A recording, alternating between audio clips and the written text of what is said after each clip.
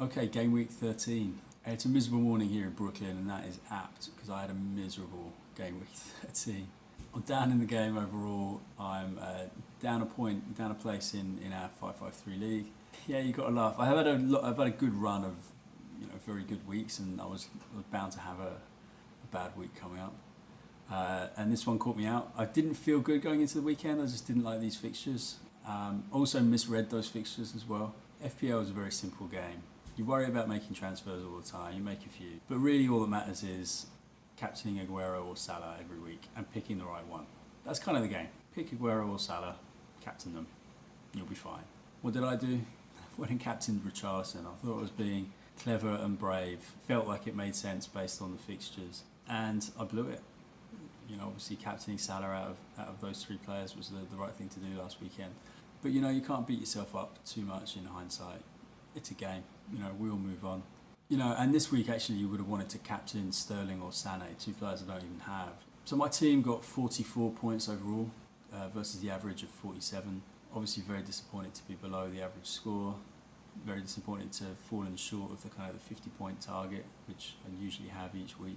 But the good news is at least I'm not too far off the average, and I haven't dropped so far in the game. It's a red arrow for me overall this week. I've dropped down to about the 215k mark, and I'm sure I'll drop a little bit further before the end of the day. Okay, now let's take a quick look at the 553 league. Okay, first things first, let's welcome Mario into the league, who's joined the league and gone straight into third place. He scored 53 points this week, which was a good score. As a result, I've slipped down to 5th place, but honestly I would have expected to slide a place based on the way I played this week. So further congratulations go to Maneni, who is the top point scorer again this week with 74 points. Very well played. Nice work, Maneni. Okay, Bournemouth 1, Arsenal 2. Brooks still looks good. He had a goal ruled out wrongly for offside. He got the assist in this game. He looks lively, and I think he's a really good option to bring in if you can't quite afford Ryan Fraser at the moment. I'm still optimistic on Bournemouth. I still think they're scoring a lot of goals. Josh King was back and scored. Looks sharp again already, and that does pose a dilemma about whether you want to pick either him or Wilson in that kind of Bournemouth attack. If he's going to be taking penalties again, maybe he is actually the better option to go for. He took his finish very well on Saturday, so that's a bit of a dilemma I think for our FPL managers out there. Bournemouth have a rough patch of fixtures coming up though, so it's tricky. I'm just not quite sure on whether to pull the trigger on adding another Bournemouth player or even switching one before they come out of this little run. They've got a nice fixture in a couple of weeks, I think, against Huddersfield. Yeah, I'm a little bit undecided on Bournemouth at the moment. Arsenal, on the other hand, again, I don't know, this team drives me crazy when it comes to FPL.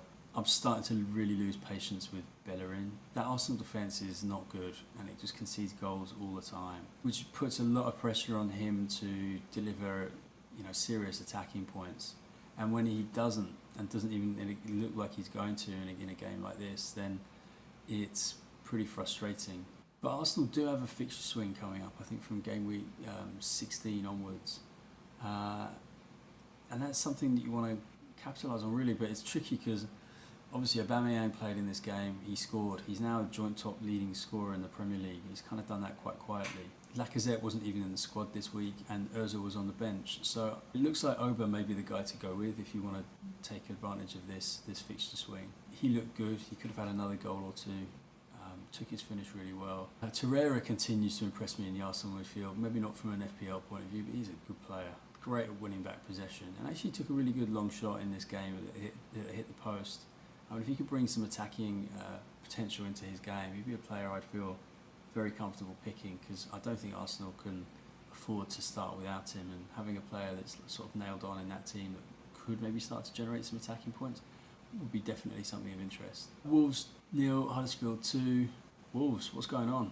I've had my doubts about them, I guess, throughout the season. But just as I've signed Doherty, it seems like not only can they not defend in quite the same way that they could earlier this season, but their goals are really drying up too, which puts a lot of pressure on Doherty's place. He can't score all the goals himself. I don't really rate Jimenez that much. I know he's a very popular bargain option in the game, and he's done well for some people. They just don't overall. I don't know where the goals are coming from with that team. It feels a little patchy and inconsistent. Although he gets forward, if he's not scoring all the goals himself, and he's not going to be able to get assists if no one else is scoring, and maybe his clean sheet potential is dropping. I just wonder. I'm starting to feel like I might have just completely mistimed Doherty and maybe the Wolves' defence overall. I think their fixtures are still a little mixed, moving forward as well. So really not sure how that's going to play out. I'm not particularly interested in any of Huddersfield's players. I mean, obviously Aaron Moy did very well, scored 2 goals. Christopher Schindler got a couple of bonus points in this game and a clean sheet. He's scored relatively well recently. Alex Pritchard had a good chance to score, and obviously he scored a week or two back, I think. West Ham 0, Man City 4. This is so frustrating. It feels like Raheem Sterling has been screaming at me to sign him for weeks now, and I've kind of ignored it. And then when you watch a game like this where he plays so well, gets a goal and 2 assists, you kind of kick yourself because you're like, well, of course he did. It's just obvious, right? Of course he's going to put in that kind of performance. And it's just a bit dumb, really, that I don't have him in my team.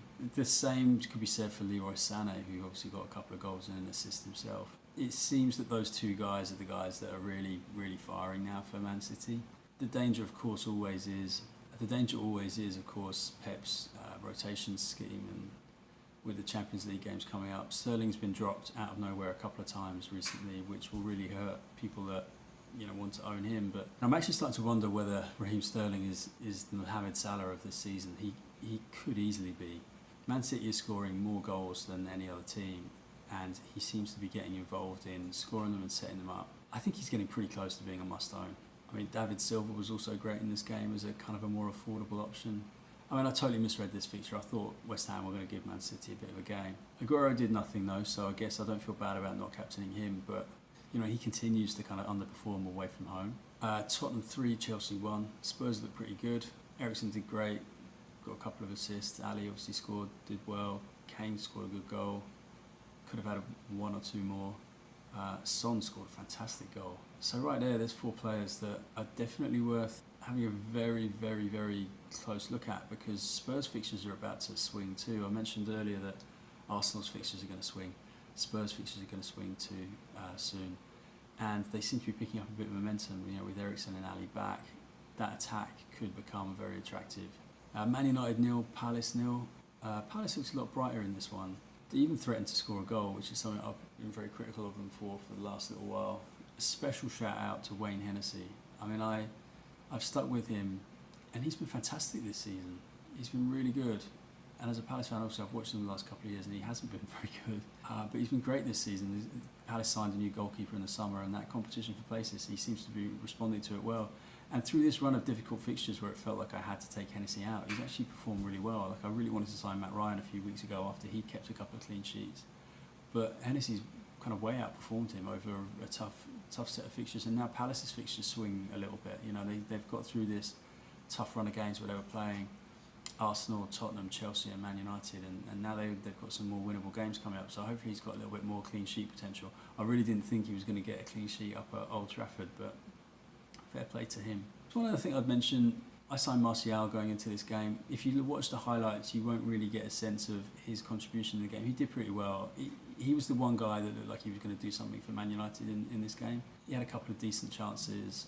I still feel good about signing him, and I still feel good about Man United's next few fixtures. So still positive on Martial. Don't feel bad at all about making that switch for this week. Watford 0, Liverpool 3. Again, I got this one wrong too.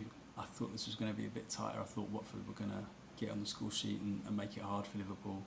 They didn't. Although, interestingly, Alisson made a great save from my mate Roberto Pereira, at the beginning of the game when it was 0-0, and that could have changed, how that game went.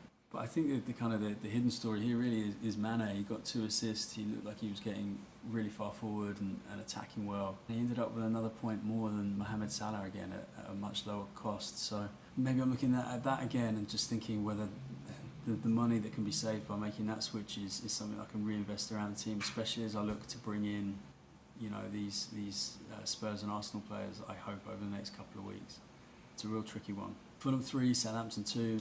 I guess Mitrovic is the scorer of this game. He bagged a couple, could have had 1 or 2 more.